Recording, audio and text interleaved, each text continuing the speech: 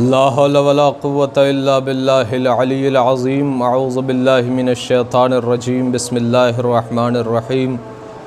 الحمد للہ الذی ہدانا لہذا وما کنا لنہتدی لولا ان ہدانا اللہ لقد جاءت رسل ربنا بالحق۔ الصلاۃ والسلام محبوب رب المشرقین ابی القاسم محمد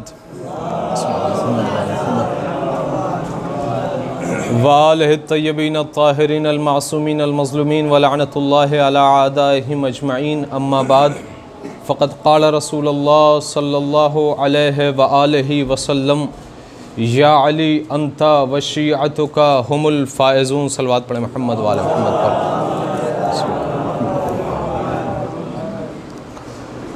عزیزان محترم، بزرگان ملت، برادران ایمانی، حاضرین گرامی قدر، عزاداران مظلوم کربلا و مظلوم امام علی علیہ السلام،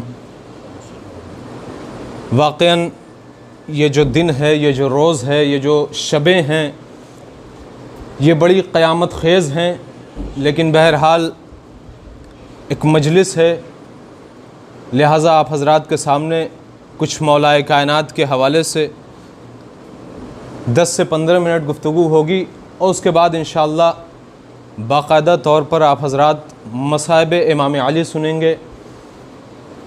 مولا کائنات کے حوالے سے رسول السلام ارشاد فرماتے ہیں کہ یا علی انت وشیعتک هم الفائزون، یا علی آپ اور آپ کے شیعہ کامیاب ہیں۔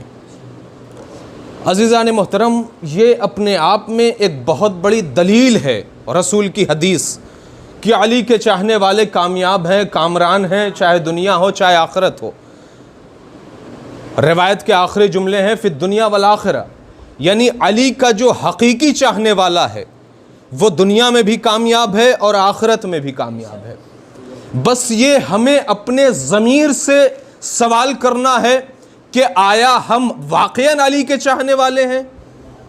اگر ہمارا اندر کا ضمیر یہ جواب دے دے کہ ہاں آپ علی کے چاہنے والے ہیں، ہاں اگر سامنے علی کھڑے ہوں تو آپ کو علی قبول کر لیں گے، تو پھر واقعاً آپ کو جنت سے کوئی ہٹا نہیں سکتا، آپ کو جنت تک پہنچنے سے کوئی روک نہیں سکتا، کیونکہ جنت علی کی ملکیت ہے، اور علی ہیں ہمارے مولا جن کی ہم سب کے دلوں میں اس طریقے سے محبت رچی اور بسی ہے کہ جو ہمارے والدین نے ہمارے دلوں میں رکھی ہے اور ہماری گٹھی میں پلائی ہے محبت اہل بیت کو۔ جتنا شکر ادا کیا جائے کم ہے، اور پروردگار عالم کا شکر ادا کرو کہ اہل بیت اطہار علیہ السلام کی محبت ہمارے دل میں ہے۔ یہ روز و شب بڑے غمناک ہیں۔ ہم اور آپ اس وقت غیر ارادی طور پر یہاں پر جمع ہوئے ہیں۔ ظاہراً ہم اور آپ جمع ہونا بہت مشکل مرحلہ تھا، لیکن اس کے باوجود یہ اس امام کا ذکر ہے کہ جس امام کا ذکر اگر دنیا میں ختم ہو جائے، اگر زمین پر برپا نہ ہو تو ایسا نہیں ہے کہ ختم ہو جائے گا، فرشتے اور ملائکہ آسمان پر ذکر علی کریں گے، اور یہ ممکن ہی نہیں کہ زمین باقی ہو اور ذکر علی نہ ہو۔ اگر علی کا ذکر ہے تبھی دنیا باقی ہے، اگر اہل بیت کا نام ہے تبھی دنیا باقی ہے۔ لہٰذا پروردگار کا شکر ہے کہ اس مرحلے میں ہم لوگ قدم رکھنے کے باوجود اکٹھا جمع ہو کر اہل بیت کا ذکر کر رہے ہیں، اور خصوصاً یوم علی پر موجود ہیں۔ پروردگار ہم سب کا یہاں پر آنا اپنی بارگاہ میں قبول فرمائے، اور ہماری جو بھی مختصر سی دعا ہے، مختصر سا اجتماع ہے، مختصر سی جو مجلس ہے، لیکن اس کو مختصر نہ سمجھیں، بلکہ امام کے لیے اگر ایک لمحہ بھی آپ نے خرچ کیا ہے، ایک منٹ بھی آپ نے علی کے لیے نکالا ہے، تو پروردگار عالم اس کا اجر آپ کو دے گا، کیونکہ علی وہ شہنشاہ ہے کہ جس کے لیے ایک وقت کا ایسا میٹر ہے کہ جس کے لیے آپ نے دیا ہے تو وہ آپ کو خالی دامن نہیں چھوڑے گا. آپ نے اگر اس کے لیے کیا ہے تو وہ تو آپ کے ذکر کو باقی رکھنے کے لیے وعدہ کر رہا ہے. لہٰذا عزیزان محترم، یہ ایسا دور ہے کہ جس دور میں ہم اور آپ اکٹھا جمع نہیں ہو سکتے، اس کے باوجود پروردگار عالم نے اتنی بڑی سعادت بخشی کہ ہم اور آپ مجلس امام علی میں بیٹھے ہیں. کتنی بڑی بات ہے. واقعاً پوری دنیا اس وقت لاک ڈاؤن میں ہے، پوری دنیا اس وقت بند چل رہی ہے، لیکن ہر جگہ پر امام علی کا ذکر ہو رہا ہے. چاہے فضاؤں میں ہو رہا ہو، چاہے بیٹھ کر مجلس ہو رہی ہو، چاہے وہ یوٹیوب پہ، فیس بک پہ، تمام کے تمام سوشل میڈیا پر، ہر جگہ آج علی کا ذکر باقی ہے، جاری و ساری ہے. اس کا مطلب یہ ہے کہ دنیا چاہے علی کے چاہنے والوں کو کتنے بھی قید و بند میں کر لے، چاہے انہیں دیواروں میں چنوا دے، چاہے انہیں دار کی بلندی پر چڑھا دے، چاہے انہیں پھانسی پر لٹکا دے، لیکن جناب میثم تمار کی طرح آج بھی ہر شخص اپنی کٹی ہوئی زبان سے اپنے اکیلے پن کے بعد بھی آواز دے گا کہ ہم علی کے چاہنے والے ہیں، ہر اعتبار سے علی کا ذکر کریں گے. لہٰذا علی کا ذکر بند نہیں ہو سکتا.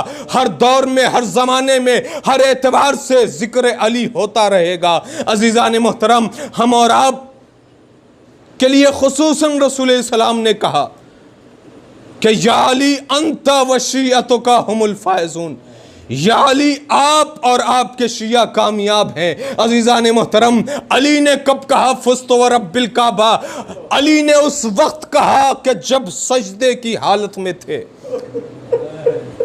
اور آواز آئی کہ فزت ورب الکعبہ، رب کعبہ کی قسم میں کامیاب ہو گیا. عزیزان محترم، ہماری بھی کامیابی ہونی چاہیے. علی کے چاہنے والے ہیں تو کامیاب ہی گزرنا چاہیے. میں دو جملے عرض کر دوں. مجھے جناب عسکری صاحب جو مجلس کی ابتدا کر رہے تھے تو انہوں نے 2 مصرے شاید پڑھے تھے کہ دنیا علی کو جتنا بھی گلے لگانا چاہیے، بڑھ بڑھ کے علی کی طرف دنیا آ رہی تھی، لیکن کیا مجال ہے کہ دنیا علی کو گلے سے لگا لے. علی اس شخصیت کو کہتے ہیں کہ جس نے پیدا ہونے کے بعد بدنما بتوں کے بدصورت چہروں کی زیارت نہیں کی تھی، بلکہ حسن درخشاں رسول السلام کے چہرے کی زیارت فرمائی تھی. علی وہ شخصیت ہے کہ جس کا دامن بزدلی کے بدنما دھبے سے داغدار نہیں ہے. اس کو ایسی حالت میں اگر دیکھیں تو پھر ہم تو کیا غیر بھی یہی کہتا ہوا نظر آتا ہے کہ علی کو اس لیے نہیں مارا گیا کہ وہ اپنے رعایا کی خدمت نہیں کرتا تھا، اس لیے علی پر ظلم نہیں ہوا کیونکہ اس کی حکومت صحیح نہیں تھی، بلکہ یہ اپنوں کی بات نہیں، غیروں کی بات کر رہا ہوں. غیروں نے بھی یہی کہا کہ علی کو عدل کی وجہ سے قتل کیا گیا، اس لیے کہ علی کا عدل عروج کی منزل پر تھا. عزیزان محترم، اس علی کے چاہنے والے ہیں. علی نے کبھی دنیا کو گلے نہیں لگایا. دنیا بڑھ بڑھ کر آتی رہی درباروں میں، لیکن علی نے کہا کہ نہیں، میں علی وہ خدا کا بندہ ہوں کہ جو دنیا کے لیے خلق نہیں ہوا ہے. لہٰذا عزیزان محترم، مولا کائنات نے نہج البلاغہ میں کیا خوبصورت ارشاد فرمایا کہ دنیا فریب کاریوں کا آماج گاہ ہے، دنیا ایک دھوکے باز جگہ ہے، دنیا تم سب کو دھوکہ دینے والی ہے. دنیا نہ تو خود کبھی کامل ہوگی، نہ اس میں رہنے والے کبھی کامل ہوں گے. مولا کائنات نے نہج البلاغہ میں ارشاد فرمایا لہذا اپنے کو دنیا کا کبھی نہ سمجھو، ہمیں آخرت کے لیے خلق کیا گیا ہے۔ دنیا ہمارے لیے امتحان گاہ ہے۔ جس طریقے سے ایک انسان امتحان گاہ میں بیٹھتا ہے، اپنے ورک کرتا ہے اور اس کے بعد اس کا نتیجہ آتا ہے تو وہ آگے بڑھتا ہے، بس یہی وجہ ہے کہ دنیا ہم سب کے لیے کچھ سال کے لیے امتحان گاہ بنائی گئی، کون کیسا عمل کر رہا ہے۔ مولا کائنات اپنے صحابیوں کے ساتھ راستے سے گزر رہے ہیں کہ مولا کائنات کی نظر ایک مرے ہوئے کتے پر پڑی۔ مولا کائنات نے اس جانور کو دیکھتے ہوئے اشارہ کیا اور اشارہ کرنے کے بعد صحابیوں سے کہا کہ تم یہ جانور کی موت دیکھ رہے ہو، یہ مردہ لاش پڑی ہوئی ہے، لیکن دنیا اس سے بھی زیادہ میرے نزدیک بدترین ہے۔ اللہ اکبر! ایک عین نجس جانور، اس سے بھی بدترین تشبیہ دی مولا کائنات نے دنیا کی۔ کیا وجہ ہے؟ ظاہر ہے سوال تو بنتا ہے، ہمارا دل سوال کرتا ہے۔ ایسے ہی وہاں پر جو صحابی موجود تھے ان لوگوں نے سوال کیا، کہا یا علی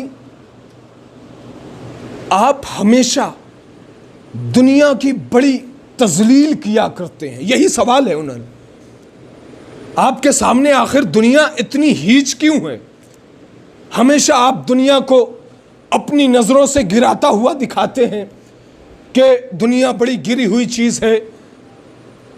مولا کائنات نے کہا کیا جاننا چاہتے ہو؟ صحابیوں نے کہا مولا آپ جو ہر مقام پر دنیا کو بڑی کمزور نگاہ سے دیکھتے ہیں، آخر وجہ کیا ہے؟ کیا دنیا میں کوئی اچھی چیز نہیں ہے آپ کی نظر میں؟ مولا کائنات نے کہا دنیا میں صرف 6 چیزیں ہیں جو علی کو پسند ہیں۔ 6 چیزیں جو علی کو پسند ہیں، اس کے لیے دنیا میرے لیے ہیچ ہے۔ اب ظاہر ہے صحابی تعجب خیز انداز میں پھر سے سوال کر بیٹھے، یا علی وہ 6 چیزیں کیا ہیں جو آپ کو پسند ہیں؟ ظاہر ہے علی کا چاہنے والا یہ سننا چاہے گا کہ وہ کیا چیز ہے کہ جو علی کو پسند ہے پوری دنیا سے۔ مولا کائنات نے کہا پہلی وہ چیز کہ جو 2 قدم ہے، دوسری وہ چیز کہ جو 2 قطرہ ہے، تیسری وہ چیز کہ جو 2 آنسو ہیں۔ یہی 6 چیزیں علی کو دنیا سے پسند ہیں۔ اب میں یہیں سے بات کو ختم کروں گا، پوری توجہ رہے۔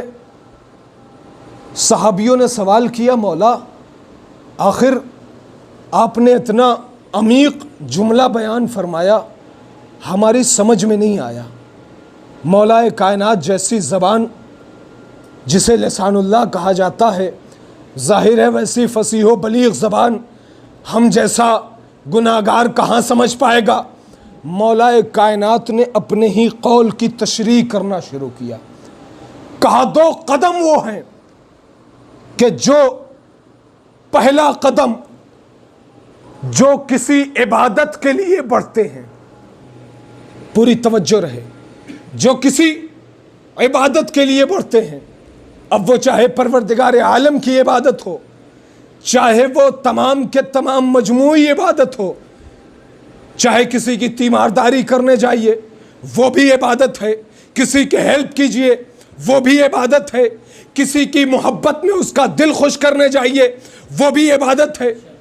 اور دوسرا قدم وہ ہے کہ جو اپنے اہل و عیال کی، جو اپنے رشتہ داروں کی، جو اپنے چاہنے والوں کی، جو اپنے دوست اور احباب کی زیارت کے لیے، ملاقات کے لیے قدم اٹھتے ہیں۔ مولا کائنات نے کہا اس قدم کو میں پسند کرتا ہوں۔ ہم دیکھیں اپنی زندگی میں کہ ہم اس قول پہ کتنا اترتے ہیں۔ پھر مولا کائنات نے کہا کہ 2 آنسو پسند ہیں۔ وہ 2 آنسو کون سے ہیں؟ مولا کائنات نے کہا پہلا آنسو وہ ہے، پہلا قطرہ وہ ہے کہ جو شہید کے جسم سے خون کا قطرہ ٹپکتا ہے۔ اور دوسرا قطرہ کون سا ہے؟ دوسرا قطرہ وہ ہے کہ جب پروردگار عالم کی بارگاہ میں، پروردگار عالم کے سامنے بندہ اپنے آپ کو حقیر بنا کر، ناچیز بنا کر توبہ کرتا ہے، پروردگارا ہمارے تمام گناہوں کو معاف فرما، اور جب اپنے اندر خشوع و خضوع پیدا کر کے، اپنے اندر شرمندگی کا احساس کرتے ہوئے جب 2 آنسو گراتا ہے تو پروردگار عالم اسے بھی قبول کرتا ہے۔ تو علی کہتے ہیں کہ وہ آنسو مجھے پسند ہے۔ اب مولا کائنات کو 2 گھونٹ پسند ہے۔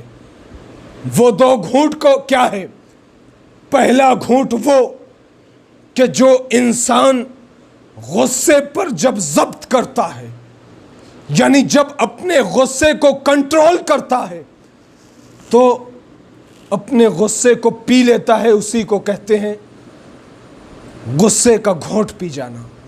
لہٰذا مولا کائنات اس گھونٹ کو پسند کرتے ہیں۔ اور اب آخری گھونٹ جو مولا کائنات کو پسند ہے وہ ہے صبر کا گھونٹ۔ مولا کائنات فرماتے ہیں کہ مجھے وہ گھونٹ بہت پسند ہے جو انسان صبر کا گھونٹ پیتا ہے۔ میں کہتا ہوں علی سے زیادہ کسی نے یہ گھونٹ نہیں پیے ہوں گے، اس لیے کہ علی نے جو صبر کے گھونٹ پیے ہیں وہ صرف اور صرف 19 رمضان کو نہیں پیا، بلکہ علی جیسا امام اس وقت سے صبر کے گھونٹ پی رہا ہے کہ جب زہرا کے پہلو پر دروازے کو گرایا گیا تھا۔ علی آج کا مظلوم نہیں ہے، علی اس وقت سے صبر کر رہا ہے کہ جب زہرا کے پسلیوں کو توڑا گیا تھا۔ علی اس وقت سے صبر کر رہا ہے کہ جب شکم زہرا میں محسن کی شہادت ہوئی تھی۔ علی اس وقت سے صبر کر رہا ہے کہ جب علی جیسے شجاع انسان کے گلے میں رسی کا پھندا، جزاک اللہ جزاک اللہ، یہ تمام کے تمام صبر کے گھونٹ علی نے پیے ہیں۔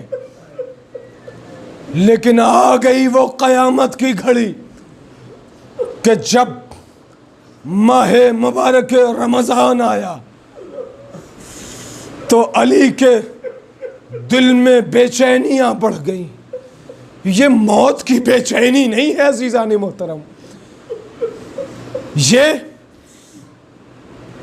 اہل بیت اطہار علیہم السلام کہ وہ گھرانے کے بچے چھوٹے چھوٹے زینب و ام کلثوم اور حسنین یتیم ہو جائیں گے۔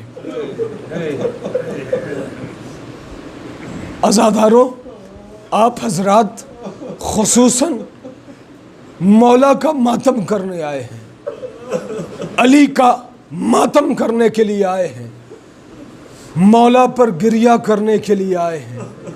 میں کچھ جملے کہوں گا، صبر کر کے ذرا ان جملوں کو اپنے کلیجوں میں جگہ دے دیجیے گا۔ روایت کہتی ہے کہ جب ماہ مبارک رمضان آیا تو مولا کائنات اکثر مقامات پر، اکثر خطبوں میں، کبھی صحابیوں کے درمیان، کبھی گھر کے لوگوں کے سامنے ایک ہی جملہ کہتے تھے کہ وہ دن قریب آ رہا ہے کہ میری داڑھی خون سے خضاب ہوگی، میری داڑھی خون سے رنگی جائے گی۔ عزاداروں ظاہر ہے جو بھی سنتا تھا وہ تڑپ جاتا تھا، آخر علی یہ جملے کیوں کہہ رہے ہیں؟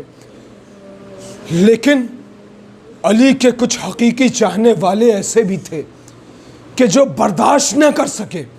جملے سنو گے عزاداروں، جناب زینب و ام کلثوم کہتی ہیں کہ رمضان کا مہینہ تھا کہ ایک مرتبہ دن کے اجالے میں گھر کے باہر تلواروں کی جھنجھناہٹ آنے لگی۔ جناب زینب و ام کلثوم نے حسنین کو بھیجا، کہا بھائی جاؤ دیکھو باہر یہ تلواروں کی آواز کیوں آ رہی ہے۔ جملے سن لینا عزاداروں، قیامت کا جملہ ہے۔ جناب حسنین باہر جا کر ایک مرتبہ کیا دیکھتے ہیں کہ حذیفہ یمانی اپنے تمام لوگوں کے ساتھ تلوار نیام میں رکھنے تھے، لیکن تلوار کو باہر کر کے آواز دے رہے ہیں علی کے سامنے کون آئے گا۔ مولا کائنات باہر آئے۔ اب جملے سنو، مولا کائنات گھر سے باہر نکلے، اور باہر نکلنے کے بعد حذیفہ یمانی جو مولا کائنات کا بہت قریبی دوست ہے، بہت ہی قریبی صحابی ہے، علی کا حقیقی چاہنے والا ہے، کہا اے حذیفہ یمانی کیا وجہ ہے کہ تم نے تلوار کو ننگا کر لیا؟ کیا وجہ ہے کہ تلوار کو باہر کر لیا؟ ایک مرتبہ حذیفہ یمانی کہتا ہے مولا آپ کے جملے ہم سے برداشت نہیں ہوتے۔ کہا کیا بات ہے؟ کہا آپ نے تمام جگہ پر یہی کہا کہ اے حذیفہ یمانی، اے لوگوں ان قریب میری داڑھی خضاب ہوگی، وہ بھی خون سے۔ اب میں سمجھتا ہوں کہ علی کا کوئی ایسا چاہنے والا نہیں ہوگا کہ جو تڑپ جائے۔ حذیفہ یمانی نے کہا مولا ہمارے ہوتے ہوئے کون آپ کے قریب آ سکتا ہے؟ ہم جب تک زندہ ہیں مولا، ہماری حیات میں زندگی ہے، ہماری حیات میں حیات ہے، تب تک آپ کے سامنے کوئی طاقت نہیں آ سکتی۔ حذیفہ یمانی سے مولا کائنات نے کہا اے حذیفہ یمانی میں کون ہوں؟ کہا مولا آپ امام ہیں۔ کہا تمہیں امام حکم دے رہا ہے کہ یہاں سے واپس چلے جاؤ۔ واقعاً یہ امام تھے جنہوں نے موت کو گلے لگایا ہے، ورنہ موت کی کیا مجال جو علی سے آنکھیں ملا سکے۔ ہاں عزیزان محترم، ایک وہ وقت بھی آیا کہ جب علی کے یہ ایام قریب آئے، امام ایک مرتبہ صحن خانہ میں آتے ہیں، پھر عبادت خانے میں جاتے ہیں، پھر صحن خانہ میں آتے ہیں۔ لوگ بڑے پریشان ہیں، لوگ بڑے متعجب ہیں، آخر کیا وجہ ہے؟ ہاں عزاداروں، آخری رات آئی، آخری شب آئی، آخری دن آیا۔ جناب کلثوم کے گھر مولا کائنات کی افطاری تھی۔ مولا کائنات اپنی بیٹی کے گھر افطار پہ گئے۔ مولا نے ایک مرتبہ جب 2 غذا دیکھی تو مولا نے کہا بیٹی اپنے باپ کو کبھی دیکھا ہے ایک وقت میں 2 غذا استعمال کرتے ہوئے؟ جناب کلثوم نے ایک مرتبہ چاہا کہ دودھ کو نمک کو ہٹا لوں، لیکن مولا کائنات نے کہا اے میری بیٹی ایک دودھ ہٹا لو کیونکہ میں نمک کو بہت زیادہ پسند کرتا ہوں۔ مولا کائنات نے، مولا یہ کائنات کا امام ہے جو نمک اور روٹی سے افطار کرتا ہے، علی کی آخری افطاری، اور افطار کرنے کے بعد عبادت خانے میں گئے، عبادت کر رہے ہیں، کبھی صحن خانہ میں آتے ہیں۔ جناب زینب و ام کلثوم کہتی ہیں کہ جب بھی ہم نے بابا کو دیکھا تو اکثر عبادت کے بعد جب صحن خانہ میں آتے تھے تو اللہ جانے امام آسمان کی طرف دیکھ کر کیا کہتے تھے۔ وہ وقت بھی قریب آ گیا کہ جب میرا امام صبح 19 کو نماز کے لیے اپنے گھر سے نکلا، مرغابیوں نے راستہ روکا۔ ذرا تصور کیجئے کہ وہ لوگ کتنے افراد کہ جو مولائے کائنات کے چاہنے والے ان کے قدموں میں اپنا کلیجہ پیش کرنے کے لیے تیار ہیں، لیکن ہائے رے ناہنجار افراد، علی جیسا امام کہ جس کے قتل میں شامل ہو گئے۔ امام نے جب ایک مرتبہ مرغابیوں کو واپس کر کے مسجد کی طرف بڑھے اور جب ابن ملجم کو لیٹا ہوا دیکھا تو امام نے ایک مرتبہ اسے جگایا ہے۔ روایت کہتی ہے کہ اپنے امام نے اپنے قاتل کو کہا ہے جگا کر کہ نماز پڑھ لو۔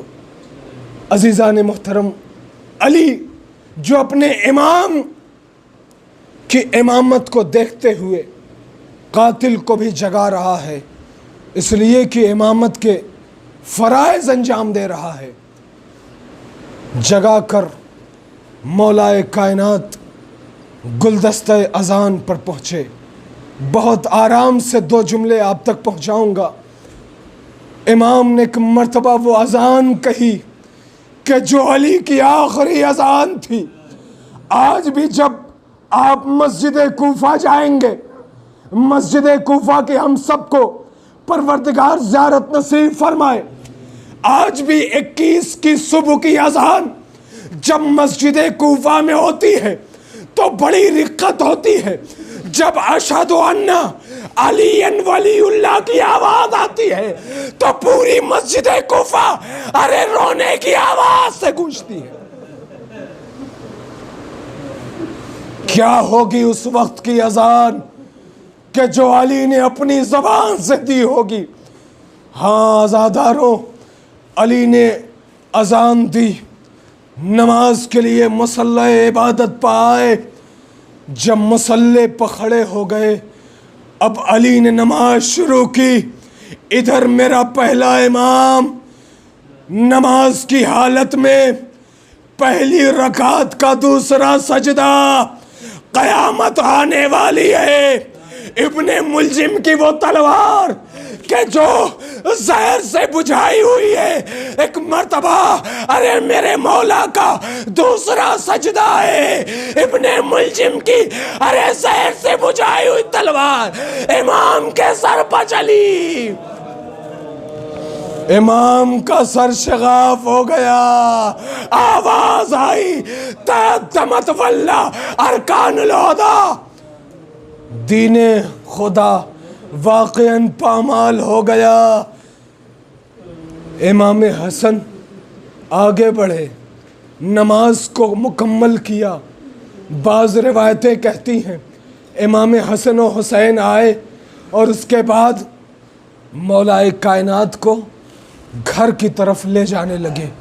لیکن عزاداروں، ذرا تصور کیجئے کہ علی کی بادشاہت ہے اور علی کی اس قدر مظلومیت پہ اس کی بیٹیاں کیسے گریہ کر رہی ہوں گی۔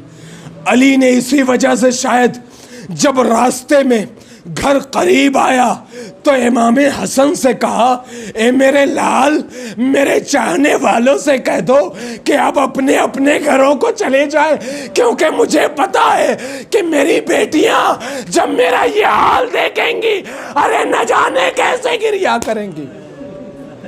ہاں عزاداروں، مولا مولا مولا آپ کو ان بیٹیوں کی اتنی قدر ہے، اتنی پرواہ ہے۔ ذرا کربلا میں دیکھو، ارے حسین کی شہادت کے بعد ارے یہی زینب و ام کلثوم جن کے سروں سے ردائیں چھین لی جائیں گی۔ ہاں عزاداروں، مولائے کائنات کو گھر میں لے جایا گیا، اور جب گھر میں لے جایا گیا تو جناب زینب و ام کلثوم نے سر و سینہ پیٹا، اور ایک مرتبہ مولائے کائنات کے لیے طبیب کو بلایا گیا۔ جب طبیب کو بلایا گیا ہے عزاداروں تو ایک مرتبہ یہ اب آخری جملہ ہے جتنا گریہ کرنا ہو کر لینا، اپنے امام کو پرسہ دے لینا۔ امام ہم سب کی اس بارگاہ میں آمد کی قبولیت فرمائے۔ ہاں عزاداروں، جیسے ہی طبیب آیا ہے اور آنا شروع کیا ہے، ہر وقت آتا رہتا تھا، امام کے لیے کچھ نہ کچھ تجویز کیا کرتا تھا۔ جب زخم کو دیکھا ہے تو سب سے پہلے کہا کہ زخم بہت کاری ہے، اس کے لیے ایک ہی چیز فائدہ مند ہے۔ کہا وہ کیا چیز ہے؟ کہا اگر امام کے لیے دودھ پیش کیا جائے تو امام کو کچھ راحت مل سکتی ہے۔ اور روایت کہتی ہے واقعاً یہاں پر کلیجہ خون کے آنسو روتا ہے کہ وہ بچے بھی کہ جن کی یتیمی ایسی تھی کہ جن کا کوئی پرورش کرنے والا نہیں تھا، اگر کوئی تھا تو وہ علی تھا۔ ارے وہ بچے بھی اپنے حصے کا دودھ لے کر علی کے دروازے پہ آ گئے۔ اے میرے آقا، اے میرے مولا، اے میرے سید و سردار، ہم تمام کے تمام آپ کی خدمت میں دودھ پیش کرنا چاہتے ہیں، لیکن علی کسی یتیم کا نہیں کھاتا، علی کسی یتیم کا مال نہیں کھاتا، لہذا علی کے چاہنے والوں کو یتیم کے مال کو ہاتھ نہیں لگانا چاہیے۔ مولا کائنات نے امام حسن سے کہا بیٹا ان بچوں سے کہو کہ اپنے اپنے دودھ اپنے لیے استعمال کر لیں اور ان کا شکریہ ادا کر دینا، کیونکہ علی کسی یتیم کا نہیں کھاتا۔ اور دودھ جو گھر میں تھا وہ بھی عزیزان محترم کس کے لیے پیش کیا گیا؟ ارے اس کے لیے پیش کیا گیا جو علی کے سر پہ ضربت لگایا تھا۔ علی کا کردار سوچو، علی کا کردار سمجھو، علی کیسا تھا؟ علی نے اپنے قاتل کو دودھ پلا کر پیاس بجھا کر بتا دیا کہ علی واقعاً دنیا کا بنایا ہوا امام نہیں ہے۔ اب بس آخری جملہ عزاداروں، طبیب ہے کہ ایک مرتبہ جب امام کی یہ مسلسل بگڑتی ہوئی حالت دیکھتا رہا تو جہاں پر جناب زینب و ام کلثوم ہیں، بس بڑی سنجیدگی سے آخری جملہ سن لیں، بس یہیں پر بات تمام ہو جائے گی۔ طبیب نے کیا کہا؟ یہیں پر مولا عباس ہیں، امام حسن اور حسین ہیں، یہیں پر جناب زینب و ام کلثوم ہیں اور تمام کے تمام گھر کے افراد ہیں۔ طبیب نے جب امام کی بڑھتی ہوئی حالت، بگڑتی ہوئی حالت دیکھی، ناساز ہوتی ہوئی طبیعت دیکھی، تو ایک مرتبہ طبیب نے امام حسن و حسین کو مخاطب کر کے ایک جملہ کہا اے مولا، اے میرے آقا، اے میرے سید و سردار، ابن ملجم نے جو تلوار کو زہر سے بجھایا تھا، ایسی تلوار تھی، ایسا زہر تھا کہ میں بیان نہیں کر سکتا۔ جملہ سن لینا آزادارو، ایسا زہر تھا کہ میں بیان نہیں کر سکتا۔ کہ کون سا زہر تھا؟ طبیب نے کہا مولا، ابن ملجم نے ایسے زہر سے تلوار کو بجھایا تھا کہ اگر وہ زہر کا ایک حصہ کسی چیز میں ملا کر پورے کوفے کو دے دیا جائے تو سب کے سب مر جائیں گے، لیکن میرا امام ہے کہ اب تک تڑپ رہا ہے۔ ہائے رے میرا آقا، ہائے رے میرا مولا۔